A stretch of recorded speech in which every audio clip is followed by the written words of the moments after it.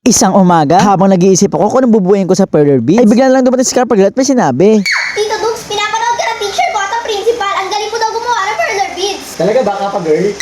Sabi ni Ma'am, igawa mo daw siya nito at ito naman daw sa principal. Ginawa ko daw sila, magiging honor daw ulit ako sa school. Siyempre dahil mabait akong tito at honor man si Carpagirl, gagawin natin yun. Pero ngayon mag-unboxing muna tayo. Ang bagong Perler Beats na pinadala sa atin. Ito mga kadugo, ito meron na naman tayong bagong plancha, bagong mga tools, itong plastic, itong Perler Beats board. Siyempre itong bagong Perler Beats. O siya mga kadugo, tara, magbuo na tayo. Bale, ito nga pala unang binubuo ko. Ito yung para sa teacher ni Carpagirl. Salamat pala sa teacher ni Carpagirl dahil pinapanood mo ko. Ang pangalan pala nitong pinapabuo niya sa akin ay si Altaria. Para siyang ibon na nababalutan ng ulam. Sobrang ganda niya. Ito nga, finish na agad. Kaya naman tinipan ko na agad para ready na planchahin mamaya. Ito, kaya step aside muna natin siya. Sunod naman itong request ng principal ni Carpagirl. Bale, ito pala pinapabuo niya ay si Alolan 90. Saka pala itong packs na may siyam na buntot. Tapos meron siya kapangyarihan na snow. Kapalas nga pala sila ng kulay nung una kong binuo. Madaming color blue tsaka color white. Ang ganda pala ang parehas favorite Pokemon ng teacher ni Carpagirl tsaka ng principal. Magaling silang pumili ng mga favorite nila. Bukod sa mga Pokemon ay favorite nga din pala nila si Carpagirl. So ito ang mga kadigot na buo ko na agad. Naman tinipan ko na rin. Para kasi madali pagsasabayin na lang natin silang dalawa. Ito nga, pinatungan na natin ng parchment paper at paplansyahin na natin sila isa-isa. After dito sa teacher ni Carpagirl, dito naman tayo sa principal. After plancha, ito na nga pala ang result. Ito, tinanggal ko na sila sa parchment paper. Oh, diba? Sobrang ganda. Sure ako, happy ang teacher, principal ni Carpagirl. Tito Dugs, sa'yo na ba yung ginawa mo para sa teacher ko at sa principal? O, Carpagirl, ito rin ginawa ko para sa teacher at sa principal mo.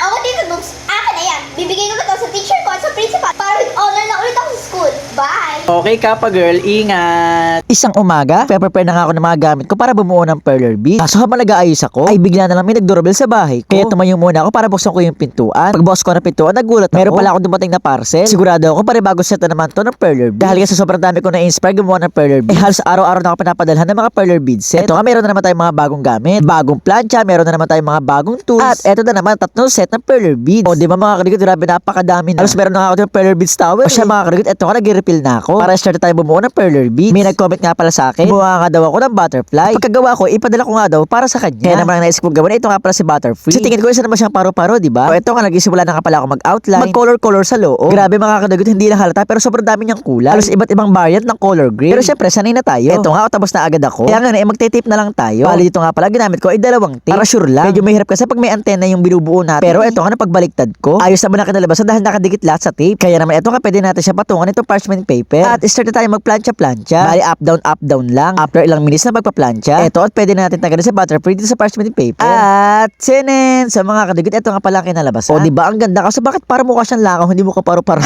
Pero di ba ang cute niya? Para doon sa nag-comment, oh, ayan, ay na yung butterfly na gusto mo. At ngayon naman, tara, idagdag na natin siya sa ating collection. Ididikit na natin siya dito sa ating black magnetic board. Sinin, kaya naman, ayan, welcome to the family Butterfree. Ikaw ang latest member. Oh, mga kadigot, di ba grabe, napakadami na, oh. Kunti na lang, mapupuno na natin. O siya mga kadigot, sino next natin bubuo? Sino kaya? I-comment nyo na.